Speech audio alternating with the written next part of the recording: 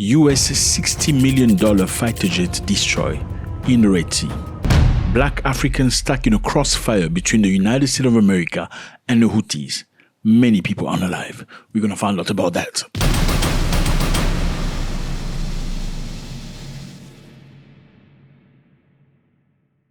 What's up, everybody? I hope you're doing good. It's not a beautiful day. Thank you very much for stopping by. I don't like talking about things like this, but I think it's necessary we talk about it. The Houthis, have you heard of these people? I'm sure you have heard about these people. But we need a perspective of our own. You surely heard about them from another perspective, which is interesting. But as far as you know, there's always different perspective. And I think we need an African voice to talk about this. Today we're going to talk about two things. We're going to talk about Africans who were stuck in a crossfire between the Houthis and Americans, where many people are unalive.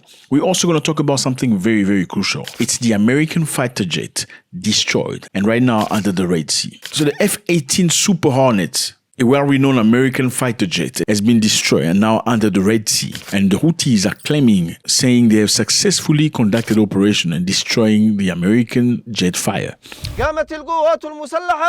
In response to this aggression and its crimes against civilians, the Yemeni armed forces targeted the American aircraft carrier Truman and its accompanying warships, engaging them in a joint operation carried out by the naval forces, the drone air force, and the missile force. The operation involved several cruise missiles, ballistic missiles, and drones over the past hours. While Americans say it was just a mistake from the Americans themselves, it has nothing to do with the Houthis. Who's telling the truth? Who's lying? The F-18 Hornet is an American multi-role fighter jet designed by Boeing, primarily used by US Navy. This fighter jet has undergone major improvement in range, weapon capacity, and technology. This is one of the best airplanes they use for plane carriers. And this very expensive $60 million fighter jet is under the sea. A $60 million fighter jet is in the floor of the sea right now. Who put it in there? Was it the Houthis or the Americans? The Houthis are clapping hands, saying congratulations to themselves. They are very capable.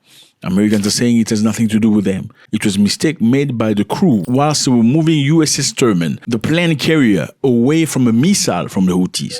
So while doing that maneuvering, that is when the airplane fell off and got destroyed. The Houthis are formerly known as Ansar Allah, a Shiite Muslim political and armed movement from northern Yemen. So what are the Houthis all about? The Houthis are strongly opposed to the United States and Saudi Arabian involvement in Yemen and the broader region. The Houthis led a coup in 2014 to 2015, seizing control of Yemen capital Sana'a and forcing internationally recognized governments to flee. Since then, they fought a brutal war against a Saudi-led coalition backing the ousted government. Now, what are the Houthis all about today? You probably heard about them a lot, and you heard something to do with Palestine. In recent years, the Houthis have positioned themselves as defenders of Palestinian rights and opponents to Israel. Using this stance to justify attacks on international shipping routes they claim are linked to Israel and its allies. So basically, the Houthis today, after fighting what they fought for, after fighting Americans and Saudi Arabians, after chasing their own government, are now standing against anything that's American and Israel. Why? Because they claim to support Palestinians. We're not going to get into great detail about Palestine because it's a very long story. Anyway, now the Houthis say if any ship that has anything to do with America or Israel passes this route, look here, you can see on the map, you see where Yemen is, you see where Somalia is, you see these countries. Now, most of the ships pass this route from Europe, as you can see.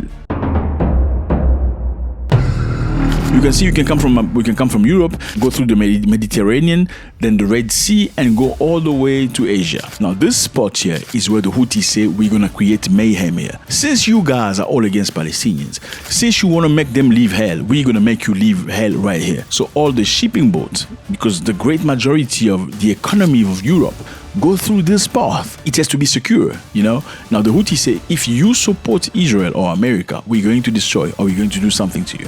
That's why America sent USS Truman, the big carrier, I'm sure you've seen that in movies, to station in that area in order to respond to the threat that the Houthis are posing. Now we got the context. So we have a situation here where they say the Houthis are accusing America of destroying a prison in Sana'a. And within that prison, there were numerous African nationals. Okay, after destroying that prison, the Houthis decided to shoot back at US settlement using missiles, airplanes, and drones. Again, the Houthis say they destroyed that plane from the United States of America. America say they did not destroy. It fell off board. Now, this is very interesting because 2 months ago, another Hornet was shot down, which was attributed to a friendly fire by Americans.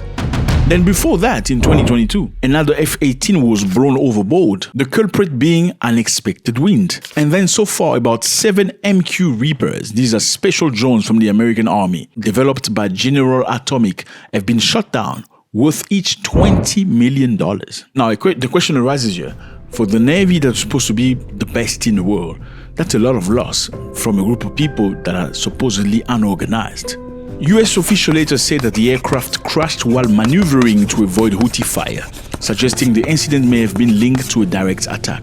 So fellas, Yemen Houthis claimed that on Monday, US airstrike hit a prison holding African migrants, killing at least 68 people. This is what they say, and wounding 48 others. The US military declined to comment on this one. Now, after asking the US to comment, they say they maintain operational security. They say we have voluntarily limited disclosure of details on our current or future operations, Central Command say. So we're going to maintain secret because of our, we're not going to tell you if we know that Africans were unalive in this thing. Our operational approach is very rigorous, but we will not reveal details of what we have done and what we will do. So my question is this one, okay? You're asking yourself, how are Africans in jail in Yemen? Well, it's very simple. The majority of them are Ethiopians and some other people from Uganda, Kenya, and stuff that usually go into that side of the world in the Middle East looking for jobs, okay?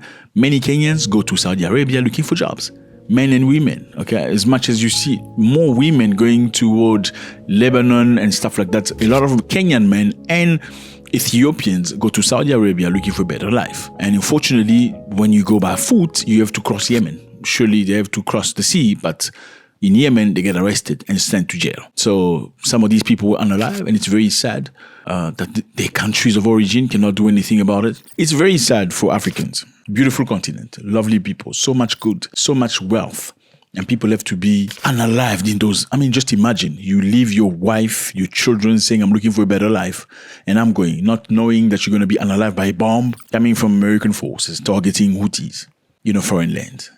Why can't they find jobs in their countries? Why can't Africans just maneuver appropriately so they can be better? I mean, what do people look for in Saudi Arabia? Saudi Arabia has a lot of oil. Is Saudi Arabia the only country with oil in the world? Absolutely not. Doesn't Africa have oil? There's so much oil in Angola, Niger, many other places. Why can't Africans operate in Africa? Find ways. It's very sad. I think that's very sad for a family to hear that, oh, your brother left you. Unfortunately, he was unalived in a prison in Yemen after US operation. Let me know how you feel about this. It was a great pleasure. God bless.